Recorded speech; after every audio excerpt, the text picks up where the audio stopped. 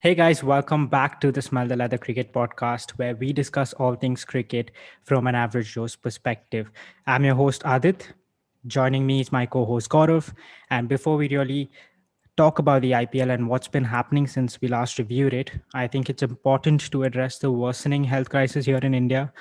It's a dire situation, and our hearts obviously go out to those who have succumbed to the virus, to the people who have lost their loved ones, and we've really got to work together to stay safe and follow the recommended guidelines. I mean, there's shortages across the board, right from hospital beds to oxygen to plasma and even the vaccines now. And apart from staying safe, we also have to think of ways to contribute in a positive way to this situation. And it's heartening to see volunteer groups on Twitter helping out.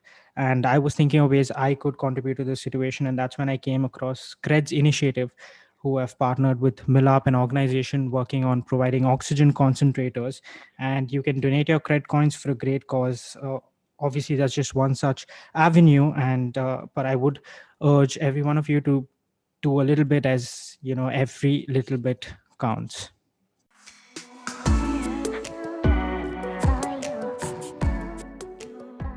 Gaurav, before we get into the topic of how the pandemic has been affecting the IPL and the players, I just wanted a word from you on the situation, first of all, in Nepal, and what's the general mood like seeing all of these events unfold here just across the border? Yeah, it's actually pretty terrible. We are in lockdown as well for 3 or 4 days now, and it's pretty much like in India. Obviously, the volume is so much more there, but the health facilities here are not as efficient as that compared to India. And looking at the situation in India, I have all my relatives there, so it's frightening to see. Hopefully, things get back to normal, and yeah, mm, but looking at the situation, it's just so frightening to see.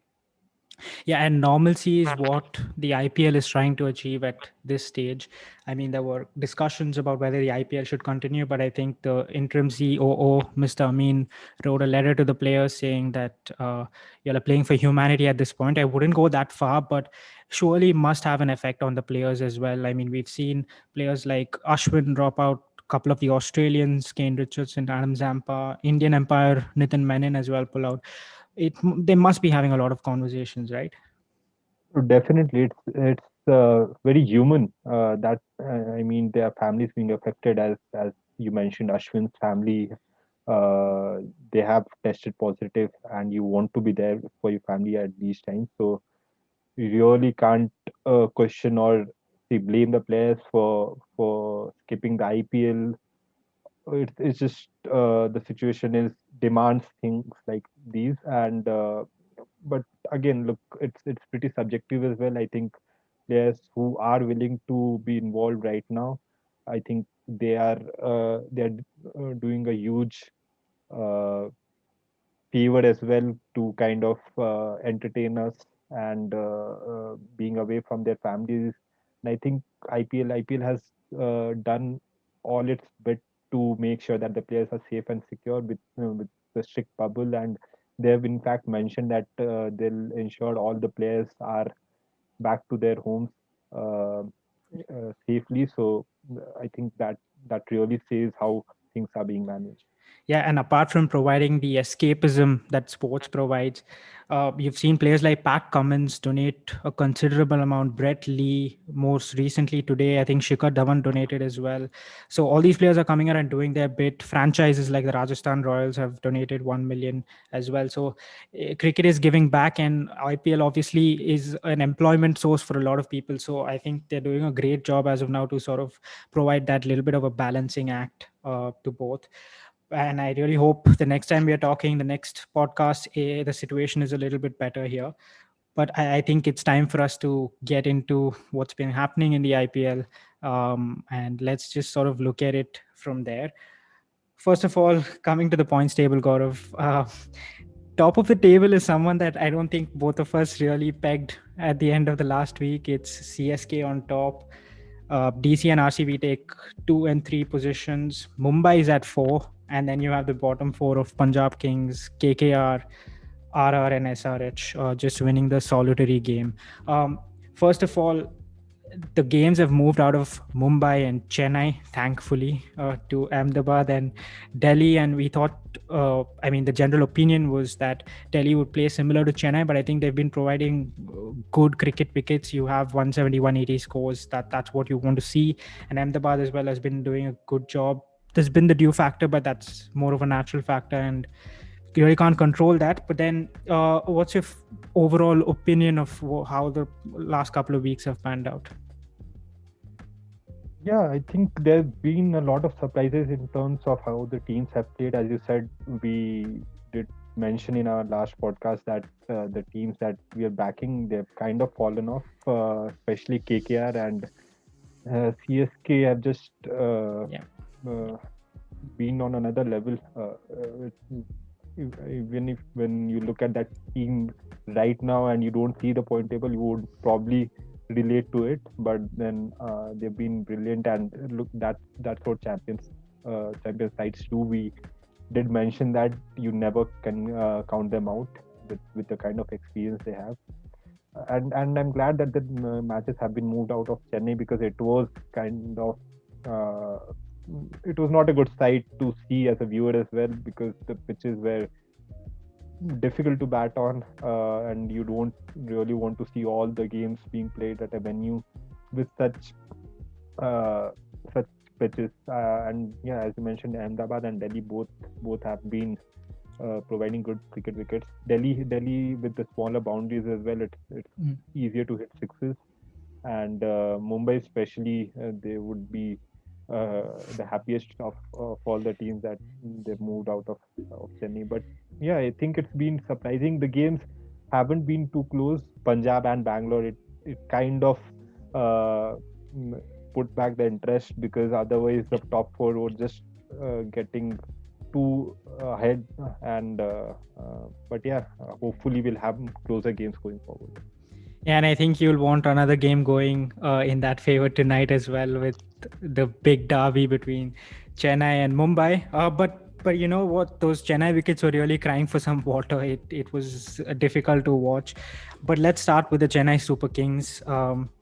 As I said, we both wrote this team off, at least not wrote it off, but we did not see them being at the top of the table in 2 weeks' time. But they've made a brilliant comeback by winning 4 out of 4 since we last spoke about them. And we were talking about how Raina is going to play a major role and Raidu should be better utilized. But these guys have only been able to play cameos because the openers have done such a great job. They've been brilliant. I mean, people were calling for Ruturaj Gaikwad to be removed, but Dhoni persisted with him and it paid off incredibly well. He's got a couple of good scores. He's a small guy, but he can really time the ball beautifully. And when he gives it a whack, it goes the distance for sure. What do you make of the openers for Chennai Super Kings? It's interesting. I mean, you spoke about Gaikwad, and he's been brilliant, but I would rather focus on du Plessis, because all these years you really didn't see him play the way he has this year. Because when he opened with Watson, so Watson was the aggressor in most of the instances, but somehow I think the inclusion of Moeen Ali there has given them the freedom, especially du Plessis, that he can go and express himself. And I think it has a lot to do with the national setup as well, now that he's not the captain, and feels like he wants to enjoy much more and not be pressurized, but to keep up all those things considered. He has been batting brilliantly. I mean, the shots, just being able to put the pressure back on the bowlers continuously in all these games has been brilliant. And like you said, the openers have been brilliant. Jadeja, he won a match on his own. So yeah, there've been multiple match winners. Deepak Chahar in 2 games, he picked up 4 wickets. So they would be really delighted. I would still think there's some improvements that needs to be done, but they would be happy with the way they have gone. Yeah, you were talking about du Plessis and his intent and him not being the aggressor in previous seasons. This season, he's averaging 67 at a strike rate of 140, which is all you can probably ask for from him. And you spoke about Moeen Ali, and we've spoken about how Sam Curran and Moeen Ali have carried this team a little bit. But like you rightly mentioned, Sir Ravindra Jadeja, he's shown why he cannot be kept out of the game for long. I mean, hitting 37 runs in an over, taking 3 for 13, getting runouts, all this he did in one game, mind you. And he strikes at over 200 in the death overs this season. I mean, he's just he just shows why he's the best in the world, doesn't he? Yeah, yeah. Especially his batting, it has gone to another level for last 3 or 4 years now. If I remember, since 2017, he's been, especially in Test matches, he's been playing some very crucial knocks, and I really like his bat flow. He has always got that, but he puts a price on his wicket now. Initially, he used to throw it away, but when a player like him who has such a bat flow and such power, he's always going to be dangerous. But once he has started to take few balls and just understand the situation, he's really come a long way. His fielding, well, currently, I can't think of a better fielder than him, Yep. purely because he can field anywhere and everywhere. We talk about slip catching, he's done that in a circle, in the boundary. He's probably the best, just covering the distance and his throwing arm. And bowling, I think, because he's been not under the pressure to be selected for the national side in the limited overs more often now. I think he's been sticking to those lines of test matches, which I think has helped him, because if you looked at when he was removed from the national team, he kind of went to that run saving mode. But when you're a finger spinner, he doesn't really spin much if the pitch is not offering a lot. Then you tend to go for runs, which which he has changed, and just bowling that off stump line, uh, pitching it on the good length, making it difficult for the batters to hit.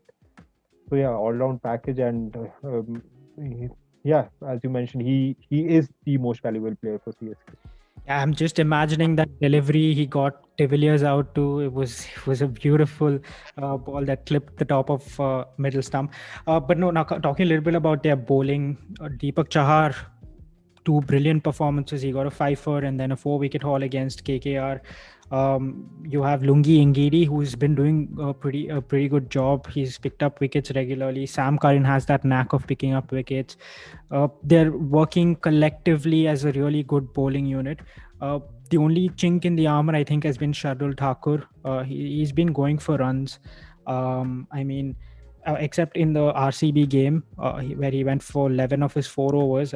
He's pretty much gone for over 40 in pretty much all of the games so far. Is that a cause of concern? Do you think they'll make a change because you have someone like a Berendorf sitting on the sidelines? And I was just going through their other reserve players. I don't really think they have any more fast reserves other than Berendorf. So would they look to bring him in? But for whom then? Like what do you do in this kind of a situation? I don't think they would make a change. Personally, I would want to see changes in that bowling lineup, because Sam Curran at 8 and Shardul Thakur at 9, I think that's a waste of their batting abilities. So you rather play a specialist bowler. Bravo hasn't been himself as a bowler, what he was in this year. So Berendorf, as you mentioned, yeah, he definitely deserves that place. But I think I would rather want Lungi Ngidi more often in that 11. That shuffling of Lungi Ngidi, Bravo, and Tahir. I personally like Lungi Ngidi there, because when you see their bowling lineup, it's Chahar and Shardul Thakur, that they bowl around 130s and 135, but when it's not swinging, so Chahar it becomes ineffective, and Shardul Thakur, for some reason, he can have really good days, but he can go for runs, as you mentioned. So you got to have some pace in there. I would also want to see Imran Tahir there. purely because he's a wicket taker in the middle overs. They have Karan Sharma as well, and he's a leg spinner. We have seen leg spinner doing really well. Rahul Chah for Mumbai, Rashid Khan as usual. So I think they got to be more attacking with the bowling options. Batting wise, they are sorted, but Karan at 8, they going forward they would be looking at it, because then once the crunch games come, you need more bowling options. Right now they have 6, but if you expect Sam Curran to be bowling 4 overs in all the situations, it can be costly, and so does Shardul Thakur, because mm, if you're defending 20 of 2, then yeah, you got to have someone who has got real pace. Yeah, that makes a lot of sense. And just finally, for on the Chennai Super Kings, obviously they're on top of the table and they're doing things more things right than wrong. Dhoni brought himself at 4 in a couple of the games.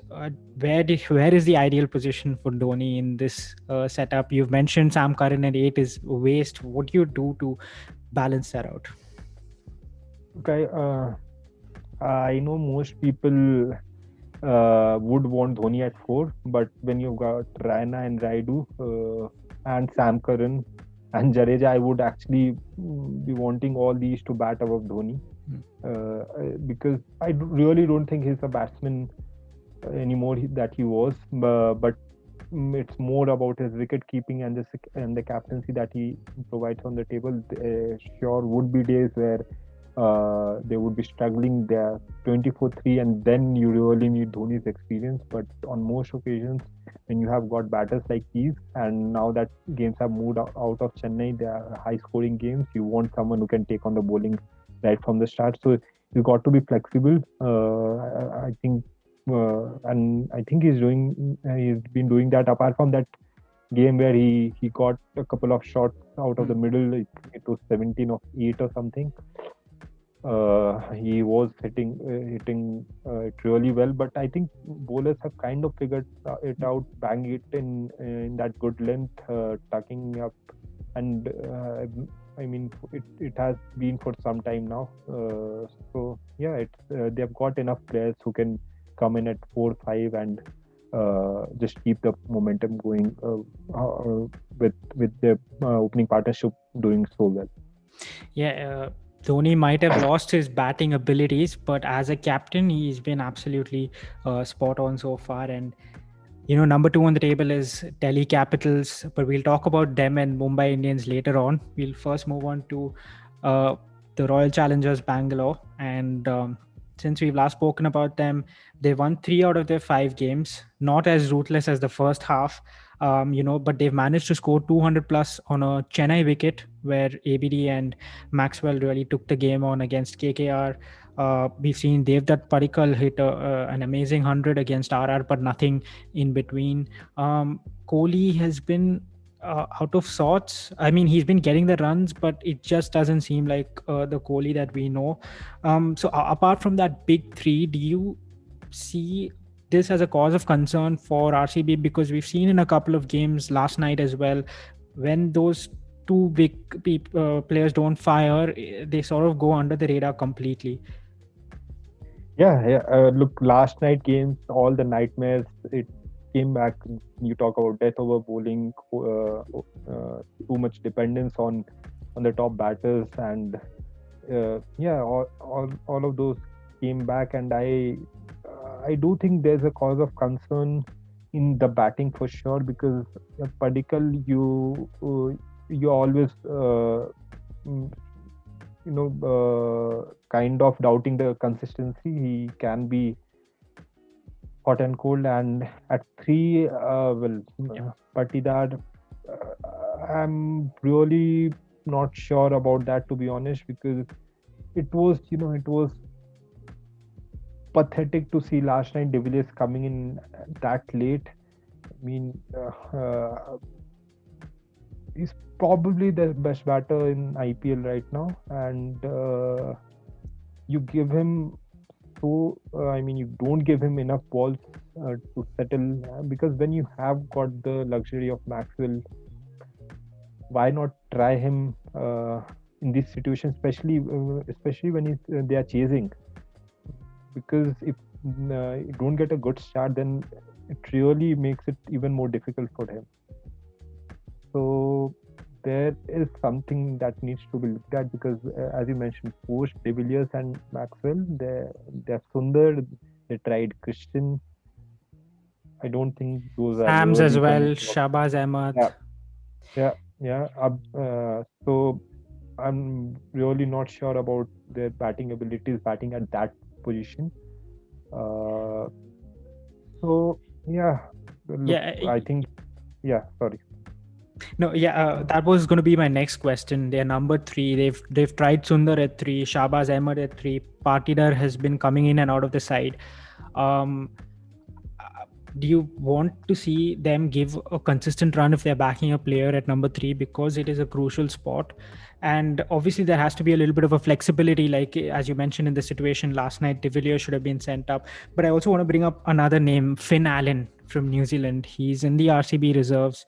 um, I was thinking maybe what they could do is bring him in at three, drop Sams, and bring someone like a Shabaz Ahmed or a Washington Sundar lower down the order. Um, because Finn Allen, he did incredibly well against in the recent series for New Zealand. He's a power hitter, and he can really solve that problem for them at three. He can just go all guns blazing, because you have a Maxwell and a ABD at 4 and 5. Do you see that as a possible option? I think they do want Sams in that setup purely because if you see even his figures last game, it was 4 overs, 24 runs and a wicket. And when Jamieson, we have seen he can go for runs. Mm. Of late, even playing for New Zealand, he's been going for big runs. Same is the case with Siraj, has been doing brilliantly, but if you see his recent history, he has that tendency to go for runs. So Stance, I think, is required in that setup. What if because Seni has been totally out of sort. Your solution would have made total sense had if Seni could have come in place of Daniel Sams and maybe Finn Allen at three. And I don't necessarily think that Patidar has been doing too bad. Yeah, yesterday's game, surely it was not the right call to send him at three. But the good thing that they've been doing this season is backing their players up, which was not the case earlier, and that's why they've won 5 games already. There's I think they've been doing some really good things as well. There's clarity of role which was not there. Maxwell knows what he's got to do. Virat Kohli is stuck at opening. He's stuck to that opening position, and Siraj, they have given him the responsibility of bowling in the death overs, and he has delivered. Earlier, it was just too much of changes. Players didn't know what their role was, but yeah, the batting needs to be looked at. The approach needs to be looked at the top of the order, because there would be days Padikkal won't go all guns blazing, and Virat Kohli needs to step up in terms of strike rates, because when you have De Villiers and Maxwell, you don't really need to worry about the middle overs. Do you want to see them backing him more? Because initially they brought him for a couple of games, dropped him, brought him back. You did mention that they've been backing their players a lot more this season, but I hope after last night's performance, they just don't go back to their old ways. So Patidar is your solution at three, is what I'm trying to figure out. I think looking at the team composition, as I mentioned, they want Sams in there. The other option that you have is Shabaz Ahmed at three. Yep. They tried that as well, but I think he's got 25s and 30s Rajat Patidar, and not done too badly, is what I mean. So yeah, maybe give him a few more chances. It's more about the big guns when they don't fire. Obviously, you can't expect guys like Patidar to in their first season to be just winning you matches straight away. But I think he's done the supporting role pretty well. Yeah, and hopefully they do back him a lot more. Coming to their bowling a little bit, I think for me, Siraj has been a great revelation. I mean, we all knew his capabilities with the new ball, but this time around, he's been nailing his death overs bowling on another level against Andre Russell in that KKR game when Russell had just smacked Chahal around for 30 runs or so. He came in and just killed the game in the penultimate over. So Siraj has been great for them. Jameson is doing a good job, I think, although he could do better. And but Harshal Patel, he's been the one that's been talked about, the purple cap owner. Um, and we did speak about this. We did want to see him how he would go in pitches like Mumbai. He went for 37 there, and even last night he was going around the park. What do you make of Harshal Patel and his death overs bowling? Look, I think as you said, it's been a story of two halves. Because when you do play in pitches like Mumbai and Delhi, then uh, it's not the slow deliveries are not that effective. With Yorkers, even the best in the business can get it wrong. So you've got to have variations. I think he's been bowling well, but at the same time, I think he's been lucky as well in getting those wickets. Be- it's just that I think batsmen think they can get runs against his bowling, and they tend to go hard. And yeah, nothing to take away from his from all the wickets that he has got, but he has been lucky. And uh, I mean, being too much dependent on him in the death overs is not the solution going forward. Siraj has been brilliant. I think he's been better than Yeah. Herschel in the death overs for sure. But Daniel Sams again. Daniel Sams is same reason why they want him in the team. The left armor gives gives a different angle as well, and we saw how he got Gale out last time. Otherwise, the score could have been over 200. Not that it really mattered, but that was a crunch moment in the game. So yeah, Harshal Patel. It's I'm glad for him, but he's got to improve in these good surfaces because going forward, the games would be in pitches like these only, and it's only going to get better. The pitches going forward. Yeah, speaking about Harshal's luck factor, Christian and Jameson were on an interview recently with a great cricketer, and they did mention his luck factor pretty aggressively. And that interview has now been taken down. We obviously don't want to go there. Not that we are big enough for RCB to pay attention to us, but I think that's the mood among the camp as well. And I think now it's time to move on to the bottom half of the table, and we are moving on to a team that we both predicted to be in the top four. It's none other than Kolkata Knight Riders. They're placed sixth currently. And it's an interesting case with Kolkata. I mean, their shortcomings are pretty evident, but the management hasn't done anything so far about it. I mean, they've played 5 games since last week, and they won only one of them. And a lot of people are calling for Morgan to be removed as the captain. First of all, your thoughts on that? Is it only his fault? Is it the management? Is it the players? What's happening with Kolkata? Look, I don't think removing the captain is anywhere near the solution for sure. He's surely not been himself. Made some terrible calls as well, for sure. It's so strange. I mean, yeah, he sure talk about his batting form that you can be out of form, but some of his captaincy calls have been just too hard to digest. It, on the outside, it looked so obvious, but he didn't go for it.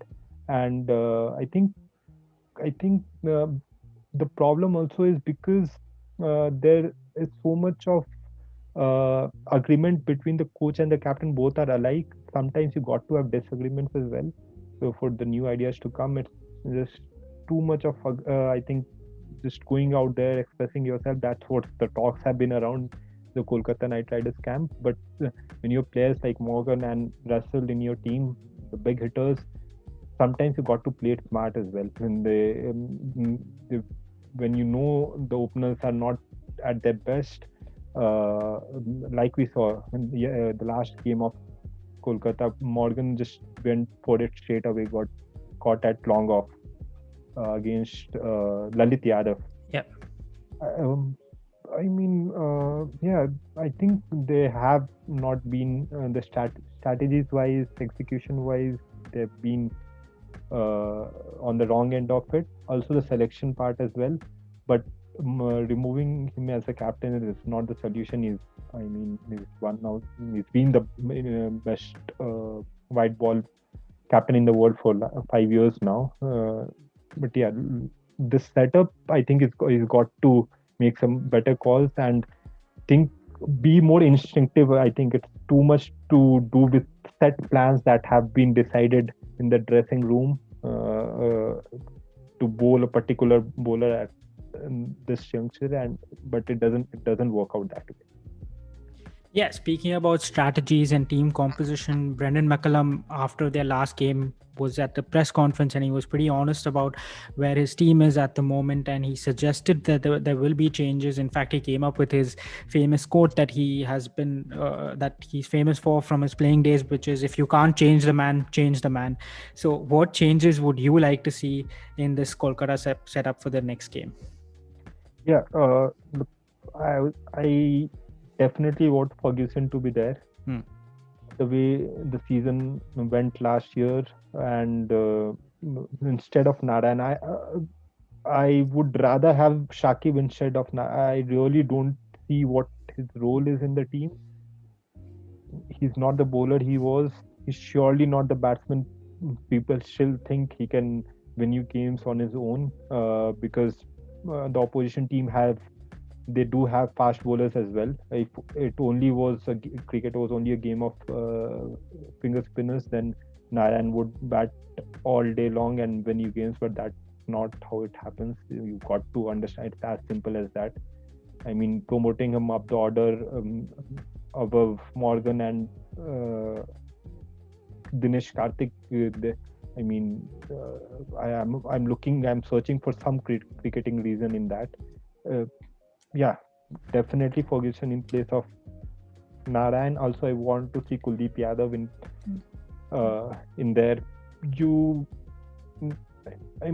just keep ignoring a world-class bowler. He's not been in the top form for a year now, but then in this setup, he's still amongst the most successful bowlers. His T20 numbers are out there for everyone to see.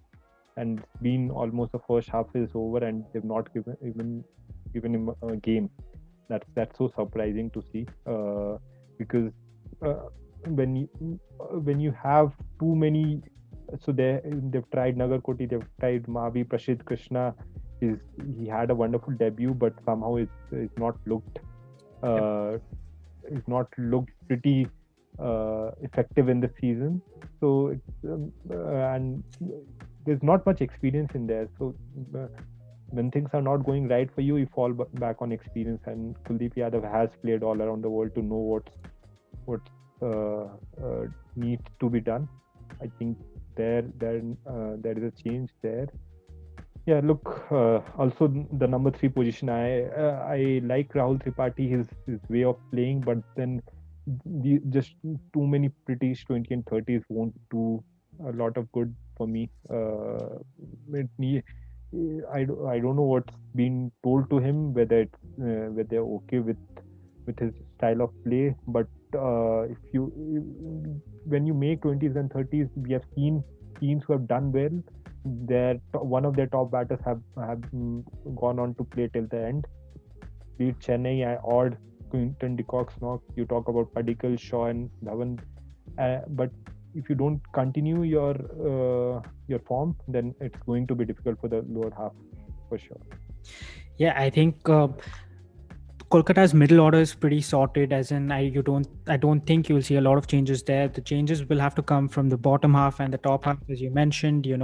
Lockie Ferguson is one, in fact, who I wanted to bring up. I mean, he had a terrific back end of the last season, and he can definitely replace Narayan. And for that replacement, you can also bring in Kuldeep Yadav as your spinner, and Morgan generally backs his spinner, so hopefully that change comes. And speaking about the top order, I wanted to see Tripathi open. And for all the prowess that Gill has accumulated in his Australia series, he just doesn't seem like a natural T20 batsman, or maybe his role is sort of in question. He's not really clear about what his role is in that side.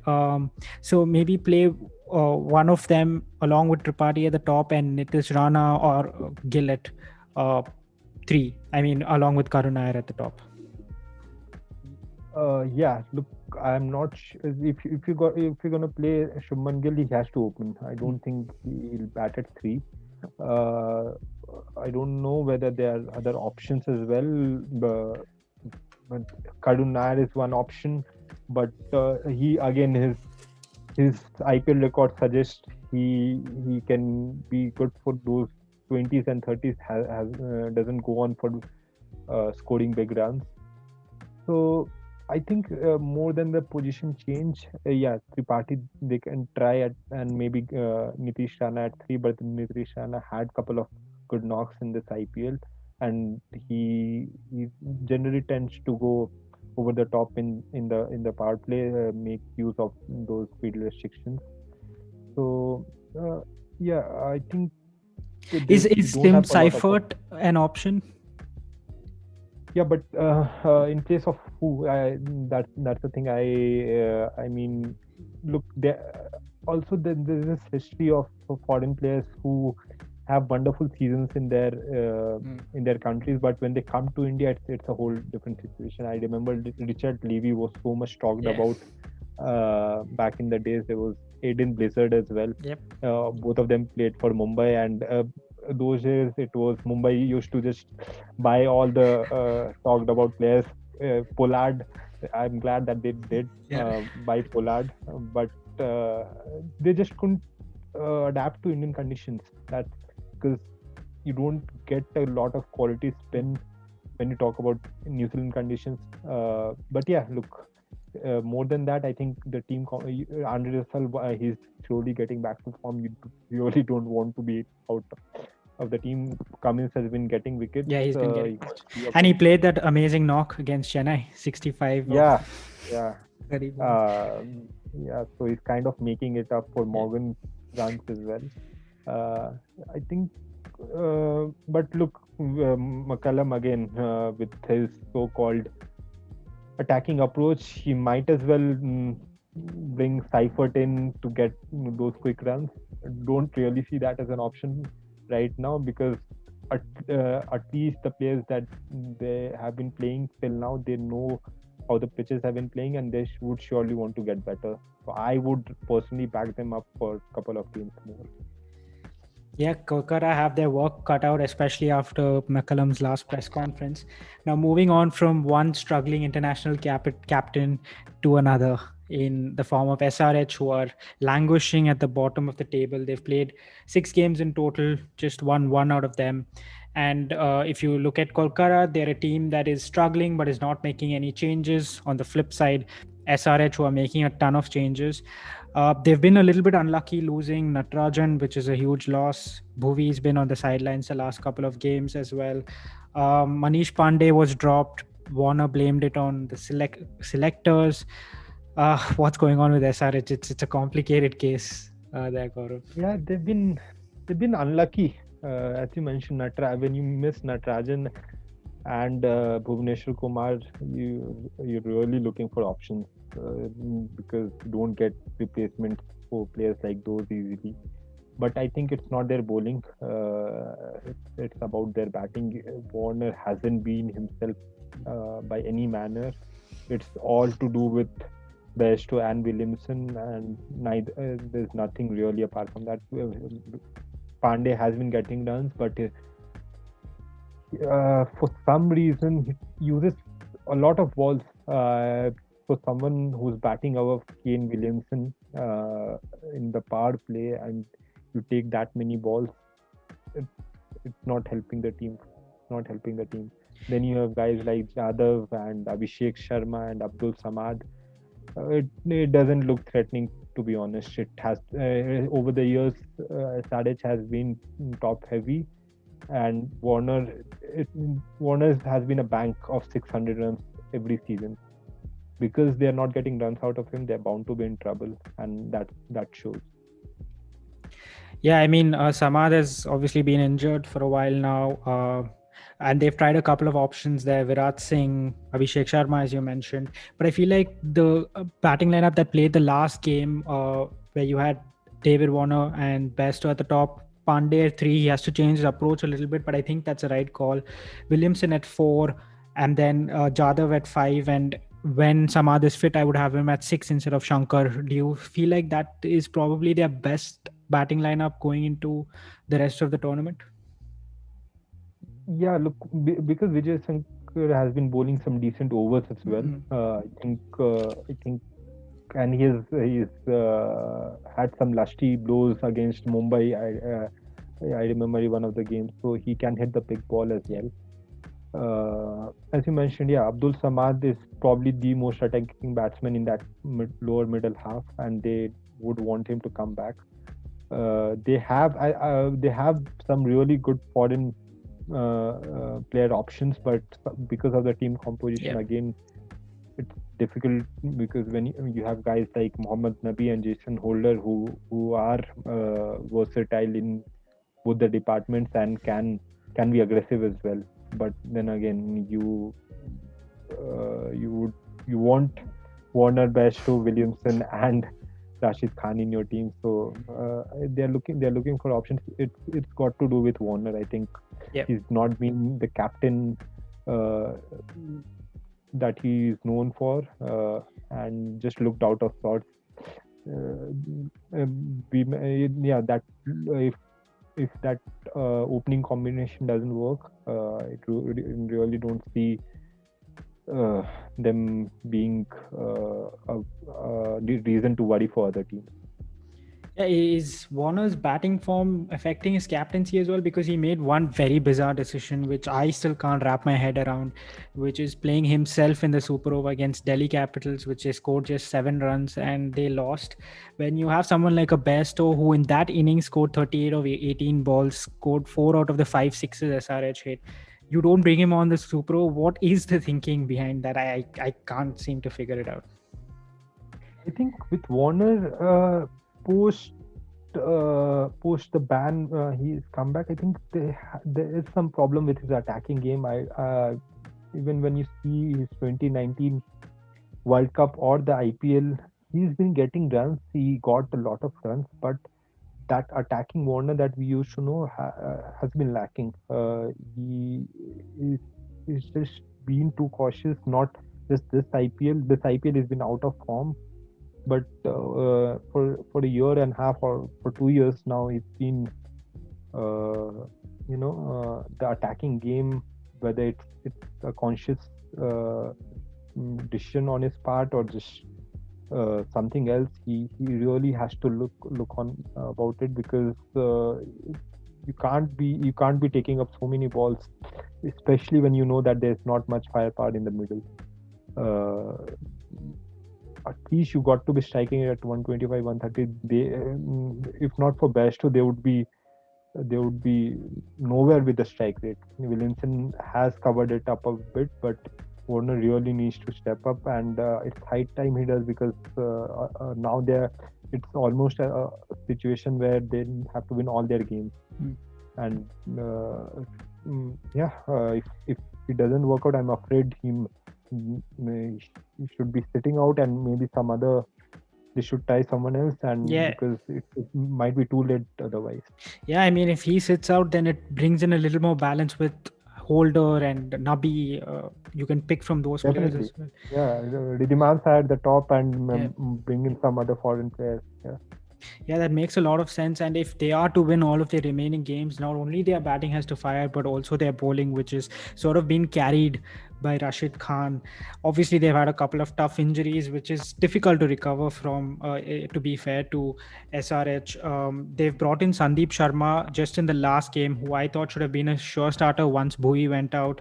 You have the likes of Siddharth Kaul, Suchit, and Khalil Ahmed.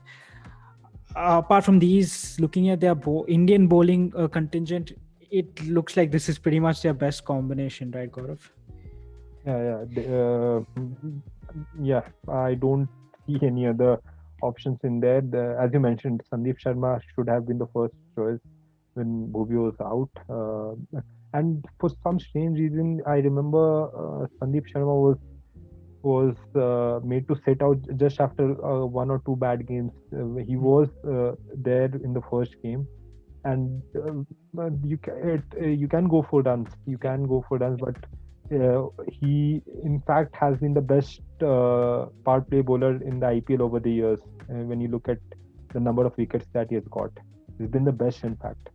Uh, so not backing him up, and if you don't take wickets with the kind of bowling lineup you have, if you miss out on attacking bowlers, then you're inviting trouble. Yeah, I mean, SRH, hopefully they can figure something out. And a team that has been plagued by injuries is not only SRH, you also have RR on the other hand, who have lost a couple of their big guys. We've spoken about that, so we're not going to touch upon that. But um, with their current contingent, what do you do with RR? I mean, I think there's a problem at four with Shivam Dubey. He just doesn't look like a number four. Sanju Samson, up after that 100, has hit a 40 odd of 20 balls. I think that's his only other knock of substance. And Miller has just done that one game where towards the end Morris won it for them. I don't remember which game that was, but that's all there has been for RR in their batting lineup.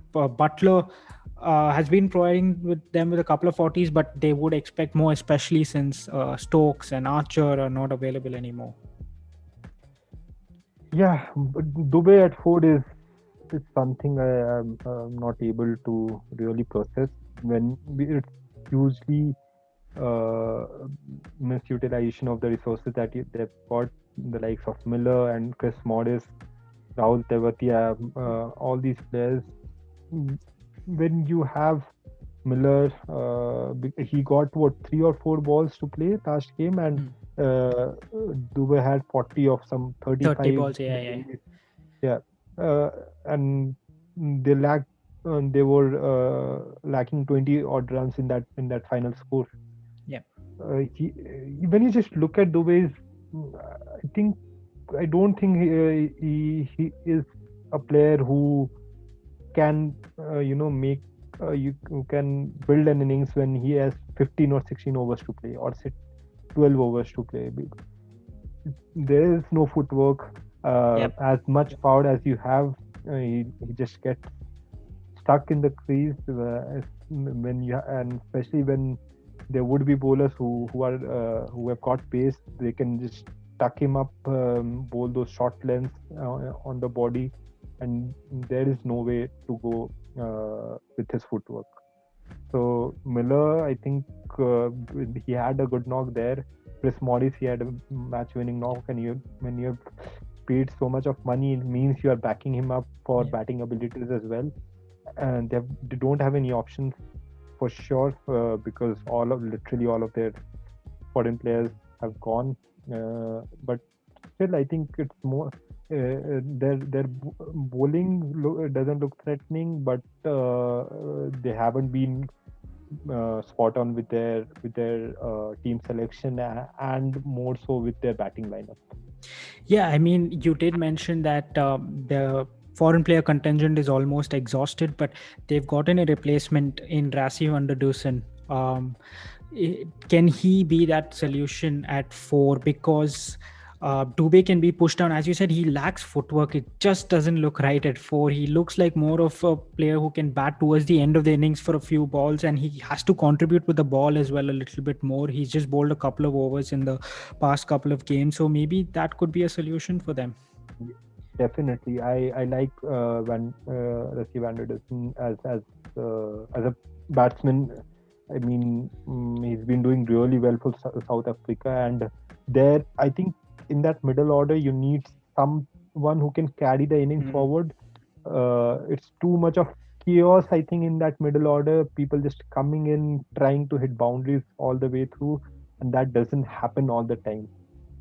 Miller is there, Morris is there, Tewatia is there. They can go for big shots, but you need a player who is consistent, who even if strikes at 120, 130, but can hold one end up, because as you mentioned, Sanju Samson and there's always the problem of consistency, and you need someone who has international experience as well, can play short bowling, can play decent fast bowlers who have got pace. I think Van der Dussen is a good replacement there. Yeah, and he plays for four of at South Africa as well. So, but who does he replace? Is it Mustafizur? I mean, that's the only expendable, or is it Miller? Look, I think it's got to be Mustafizur. He has not given a lot to the bowling lineup, and they can bring in Kartik Kartik, yeah. Tyagi for sure. Someone who was so good the last season. He's tall, a right-hander for a change, because they just seem to be overloaded with left-arm fast bowlers. Give something different, because when you look at Unadkat, Mustafizur, Chetan Sakaria, all of them just give the same options, and I mean, they don't. They might be run-saving options, but they don't end up taking wickets. Kartik Tyagi is an attacking option as well, and it just makes the look of the team so much better. They also, I think, they need to have a specialist spinner in there. Yeah. I mean, Riyan Parag and Rahul Tewatia, they are not proper spinners by any means. They have Mayank Markande, who did really well for Mumbai in one season, and he was picked for Indian national side as well. So they can try him out. Anyways, when Miller is not getting to bat a lot of balls, and Tewatia and Kasmori, so might as well bring in a specialist bowler and strengthen your bowling. That's a very interesting option, because spinner having a quality spinner was also one of their concerns, but Markande can be that solution for them. It's just about making those couple of changes now, I think, for RR, and they might look like a much better lineup for the second half of the tournament. We're coming to Punjab Kings now. They're placed fifth on the table, and for me, Punjab Kings, I associate them with the Pakistan's international team. They just blow hot and cold. You don't know which side you're going to get on which day. Pretty similar to Pakistan, really. Like they've taken down Mumbai and RCB. Mumbai by a big margin, RCB by a big margin, and then they also have the other side where they get bowled out for 120. So really, like, as a whole, Punjab Kings, what are you looking at this stage of the tournament? I think the bowling is the weakest in the tournament. When you have Hendricks as your fifth bowler, and then apart from the last game that they played, they got in attacking options, but the bowling just doesn't look threatening. They almost conceded 220 against Rajasthan, and that's been the case with them. With their batting, it's just been unfortunate that Puran hasn't been firing. Mayank Agarwal, he was not available for the last game. Rahul, I'm glad that he played with the approach that he did the last game, but for some reason he's been too cautious again this tournament. The exact thing we feared when we did the last podcast. When you have so many strokes, when you are a free-flowing batsman, for me, when you're a batter, you can't really think you are the captain as well. You got to play purely as a batsman, and if changing your natural game just doesn't work out, you can't be thinking about captaincy. It's all mostly to do with when you're on the field and you've got to manage your bowlers and the fielders. When you let that affect your batting, it's going to affect the team as well, because he is their best batter, and when that approach changes, it just puts a lot of pressure as well on the team, because they just feel like when your best batter is not batting the way he should be batting, and then because they are a young side, you got Shah Rukh Khan, you got Deepak Hooda, this the big man for sure, and they've been making some bizarre decisions as well, not making Gale open. I mean, someone who is being the best T20 player in the history, and you're not letting him bat at the top of the order when Mayank Agarwal is not there, and bringing in Mhm. Prabh Simran Singh. Uh, yeah, I mean, it's bizarre when you got someone like Kumble in that dugout, and still making some in that huge errors. It's terrible. It's terrible to watch because they have still believe that they've got the batting power in there. Pooran it's just been the Maxwell of old, but hopefully it does come good, and then that batting like lineup looks threatening.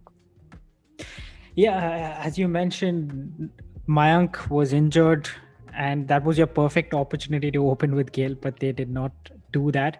Going forward, though, is this a possible combination where you open with Mayank and Gale, and then let Rahul bat at three, um, to sort of anchor the innings, and then towards the end he can obviously go for it as well, given the firepower down the order. Uh, Look, yeah, I think that's a very good solution. In fact, that you say it looks a very promising solution. But again, I don't see them changing their captain's position at this point in the tournament. Uh, but yeah, if can Rahul can bat at three, Puran and Shah Rukh Khan and these guys can go for the big shots at the end. And uh, but it's more about the lower half just contributing and their bowling. It's their bowling. It looks weak. They've got Ravi Vishnu in there, and I'm glad they did, Yep. because he's a wicket-taking option. Meredith was decent the last game. Moises, I'm definitely sure that Moises Henriquez is not the solution for Yeah, your they've brought Punjab in bowlers. Jordan, who's been doing a great job. I think he got a Yeah, 30 odd with 18, which was sort of their problem with the bat low down the order as well. And yeah. he contributed three good overs yesterday as well. He bowled well, so I think yeah, Jordan is a good option there. Meredith and Jai Richardson were sort of left out after Mumbai, finally brought back in. Would you have liked to see one of them, either Meredith or Richardson play, or you're happy to see it the way it is, which is they went with Meredith first instead of giving Richardson that first go back? I would have personally liked to have Richardson in Yeah. ahead of Meredith, because he has had a great PBL as well, and I just like him as a fast bowler. He's not overawed by the situation. All that he has played for Australia as well. Young fast bowler, you've got to back him. And going forward, maybe if Puran continues this form, maybe bring in both of them and bring in an Indian batter there. Try Mandeep Singh. Mhm. Uh, so yeah, we've got to be proactive. We don't want to repeat the same mistakes you did with Maxwell the last time, because otherwise it can be too late for them. That's a solid suggestion there. Probably playing both of them to strengthen their bowling, which is what is lacking. Uh, Someone who did really well last night was Harpreet Brar. Um, he came in. I mean, his first three wickets are Kohli, Maxwell, De Villiers. He contributed with the bat as well. Perfect game for an IPL debut. Yeah, I mean, probably the best ever in the IPL. I mean, talk about getting three wickets, and I don't think that there would be better players to get out, to take wickets off. But look, I think he bowled pretty well as well, and Rahul mentioned that they've been preparing him for the games. He's a finger spinner, so that was something because they normally play either Murugan Ashwin or Ravi Vishnu. Brad gives them something different as well. Bowl those hard lengths, and traditionally we have seen Kohli and De Villiers being reluctant towards that kind of bowling. So I think that was a master stroke there to play him in this game. Yeah, it purely because I think it was purely because of him they won the game, because 180 was pretty much par on that surface. Yeah, he did an incredible job for them. Overall, good signs for Punjab going forward. Do you think they're sort of figuring things out as we go along the tournament? To be honest, I don't think so. Because they are the team that has made the most number of changes. Still now, they don't know what their 11 is going to look like. They might play Richardson the next game, or just leave out Meredith as well. That's been the case throughout with Punjab. They keep changing captains and coaches, but got to back who you have. I mean, when you bought Richardson and Meredith for some reason just to strengthen their bowling, and you don't play them for one half of the tournament. It's just bizarre. You play Moises Henriques and make him bowl the first over and expect him to be.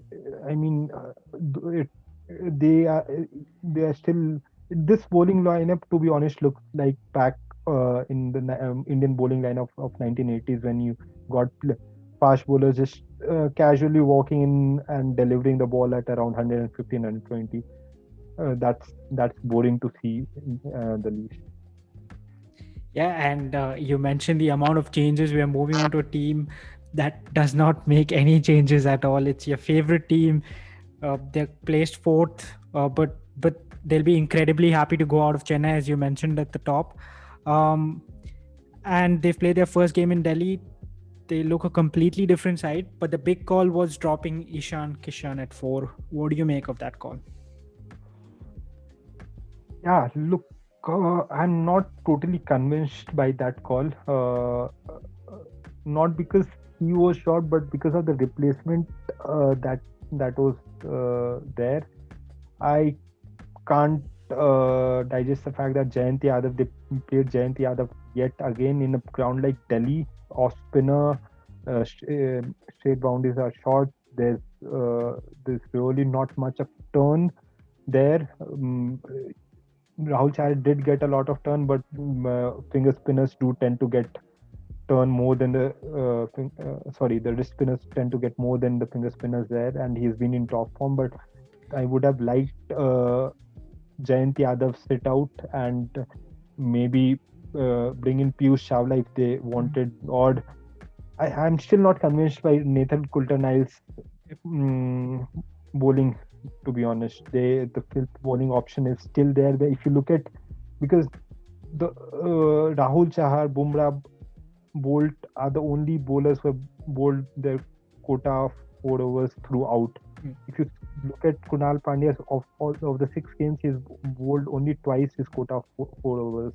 Last game he bowled just a 1 over. When Kunal is not bowling his 4 overs, Hardik Pandya isn't bowling at all.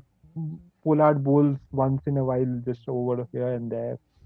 So if you look at Jayant Yadav and Coulter-Nile as your other bowling options, especially in Delhi, it's difficult. I like the way Marco Jensen bowled in the first game. He's tall as well.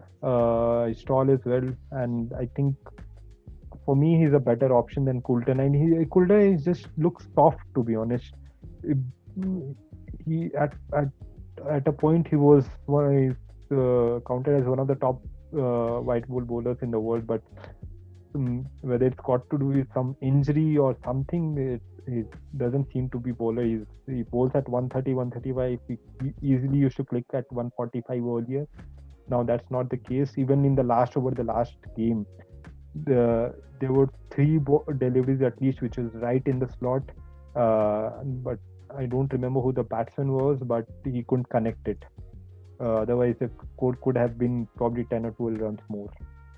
So that fifth bowling option is still lacking. But when you have got the team like Mumbai, I mean, if 4 or 5 of those click, I really don't see them losing a game with that fifth bowling option. It's too strong. I definitely see a case of Ishan Kishan, especially in pitches like this. He can go bonkers. In Delhi and going forward in Bangalore, I think he can be really dangerous against the spinners, even against the fast bowlers. Those short boundaries on the leg side, he can really target it. And I'm really looking forward to Surya Kumar Yadav finally making it a big one. He's looked terrific in all the games, but somehow, for some reason, he's been getting out find ways to get out. Even the last game, that shot over covers inside out, it's just so pleasing to watch, and I hope that he gets a big one. My, my favorite player to watch, as I've mentioned, and yeah, they shouldn't be too worried. Mumbai are on their course on to get to that number one and number two position. Yeah, just on the call of Ishan Kishan being dropped, I mean, your whole batting lineup was struggling in Chennai. You saw De Kock struggle. Pandya, Hardik Pandya was struggling to get anything going. So it seemed a bit harsh to see Mumbai drop Ishan Kishan. Hopefully he's back in the setup. And just about that fifth bowling option. So just to clarify, you'd like to see Marco Jansen in for Yeah. Nathan Coulter-Nile. Yeah, yeah, I would like to see. I understand why they did bring him in because of his batting abilities as well. But then Once they Kishan is have a back, deep batting. yeah. Yeah, they have a deep batting lineup, and Nathan Coulter-Nile he can go for runs. He'll take wickets, but pitches like these and the shorter boundaries, you can't really expect for him to go for under 30. I think they got to maybe Adam Milne as well, because he played just a couple of games or maybe just the one. He went for runs, but he's got the pace. He got the pace. I like him in that setup as well. Before we move on to the final team to review, thoughts on today's clash between Mumbai and Chennai? What's your prediction? I think Mumbai are gonna win it. But with the form Chennai are in, I would still back Mumbai. Once they caught, because last year the lot of talks were around Surya Kumar Yadav and Ishan Kishan, but when you see De Kock's numbers last year, he was the most successful batsman in the power play, strike rate, and just a lovely player to watch. He can really put the opposition under pressure. And Rohit Sharma, luckily, I mean, surprisingly, has been in good form this season, apart from the last game. So imagine if three of them start clicking, and Hardik Pandya hasn't clicked as of yet. The big man hit 6 over covers last game against Chris Modis. Pollard just came in, hit 6 over covers. Those are ominous signs, actually, because those two guys at the end, they can score anything, to be honest. Yeah, it's going to be an interesting clash today, and also seeing how Mumbai unfold in the rest of this tournament. And finally, coming to our last team to review, the Delhi Capitals. They placed second. They've had a couple of close games. They were involved in a super over, which they won. They lost by 1 run against RCB, so they've had those good couple of close encounters. But starting right off the top, when you have your opening batsmen, both of them in the top 5 run scorers in the tournament, it sort of just eases everything else out for the rest of the team, right? I mean, Shikhar Dhawan, who he's been questioned, his place in the Indian side has been questioned as well, but you can really see it, and he's not really changed the way he plays. It's just that the intent is there, as well as Prithvi Shaw. I mean, he's a mix of Sachin and Sehwag. I mean, that's how I'll describe him. It's just wonderful to watch him play. Yeah, Prithvi Shaw, as you mentioned, a mixture of Sachin, Sehwag, and he was compared. In fact, he was being referred to as a combination of Sachin, Sehwag, and Lada as well. Because when you see the high back lift, and just the ability to find gaps, I mean, I don't think of any other player who finds gap as easily as he can. Because when so I'll give you just a couple of examples. When you see guys like Manan Vora, to be example, he looks so good on the eye, but more often than not, he finds fielders in the initial overs. The ability to find gaps is phenomenal, and I think they the trigger movement has been much better. It's back and across now. The incoming deliveries, which used to be troubling him in the Australian tour. He is, because of that movement, he's covered that as well. The one other thing that has really helped him, I think, is the bat flow. So now that he takes time to those slower deliveries again, which used to work against him, he can hold that shot. Initially, you should go for that shot, irrespective of whether he stood that pitch of the ball or not. Now he can really control that, and once he does, he becomes really dangerous. And the thing is, even post the power play, he has ability to keep hitting boundaries, which is just great to see. Yeah, as you mentioned, Shikhar Dhawan, the middle order, I think still a worry with Smith and Stoinis not in form, Pant not being at his best.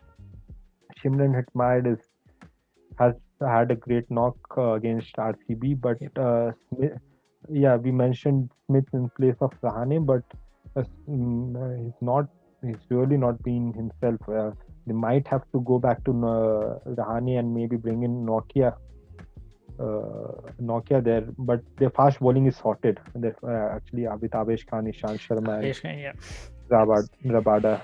But I would still like to see Nokia in there, because when you see, if you followed that series against Pakistan, I mean, he used to just come and rattle out those Pakistani batters, just sheer pace. And Rabada and Nokia, that I just want, and it's just so great to see two fast bowlers uh, bowling at pace. You want to see that in action. So yeah, they might want to go back to that. Yeah, and speaking of the RCB game, it's not often you see Rishabh Pant scoring 50 at a runner ball. Is that a one-off instance, or you think the captaincy is playing an effect on him as to he thinking he has to sort of anchor the innings, or was it just a one-off innings? I think the captaincy has got to do with that, for for sure, because as we discussed as well, that hopefully the captaincy thing doesn't get to his batting. He uh, is probably the most talked about cricketer in the last 3 or 4 months, and you want to see Rishabh Pant bat the way he does, and can be destructive. He can really win you the tournament uh, purely because of his batting. I'm not sure. I mean, I'm not sure. Still not sure about his the decision to make him the captain when you had someone like Smith, but he's not a regular starter, so that also makes sense. But yeah, there is a slight bit of concern. I think Ponting is more than capable to address that issue, and he'll surely be in Shapan's ear to let him know that you are the batter.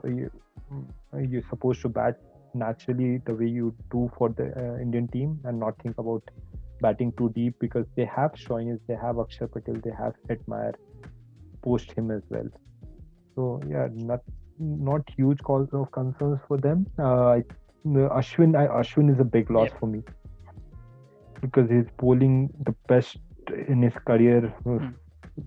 since the last year, and just the ability to fox batsmen out. Akshar Patel is a good, it's actually a great replacement, but Ashwin is just a different class. So more to do with that position of Stoinis and Smith. Stoinis bowling again. We saw the last over.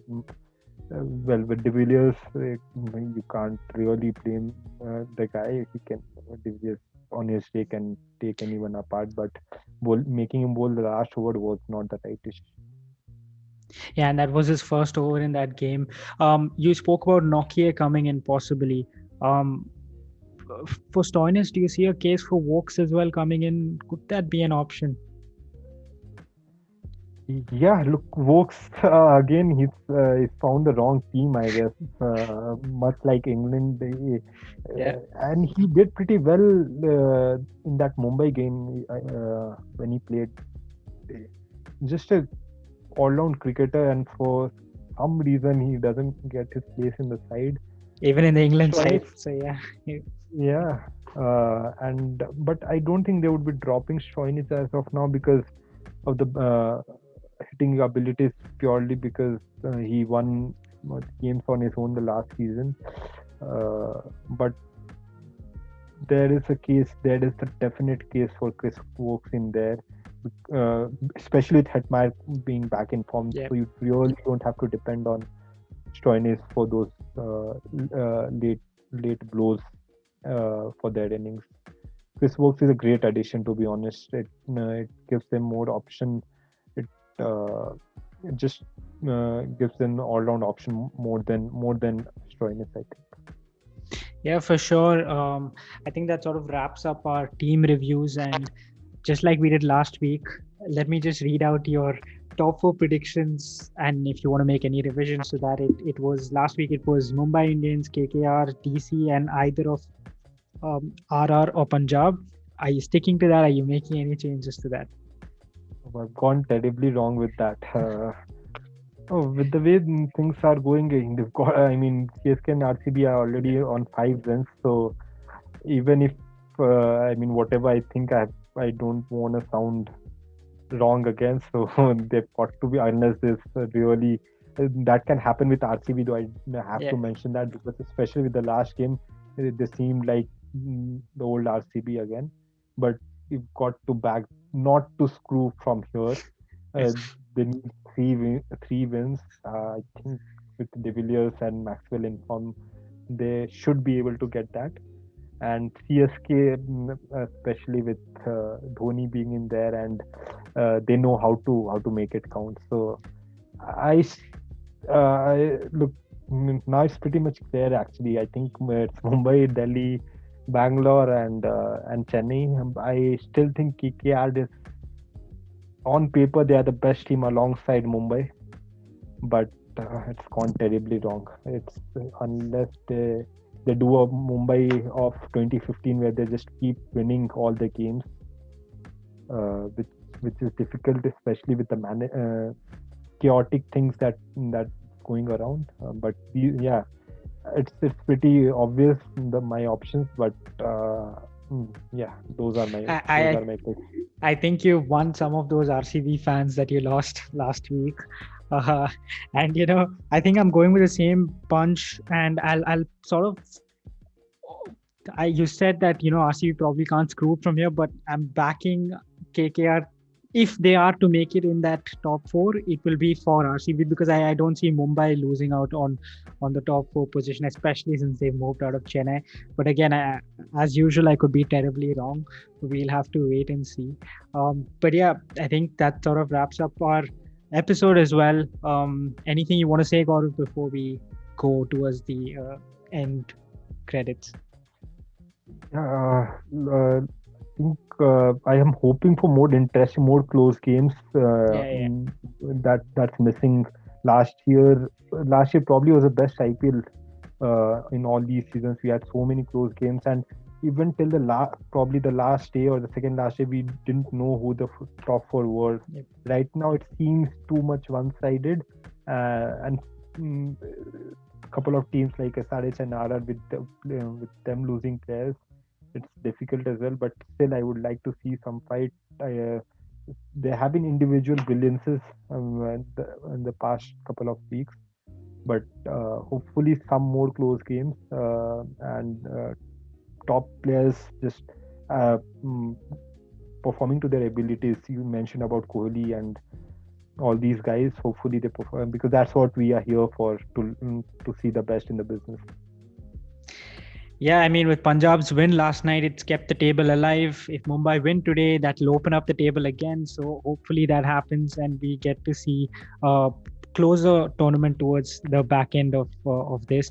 But yeah, it's been great to review this week again, week 2 and 3 of the IPL 2021. It's been awesome. Thanks a lot, Gaurav.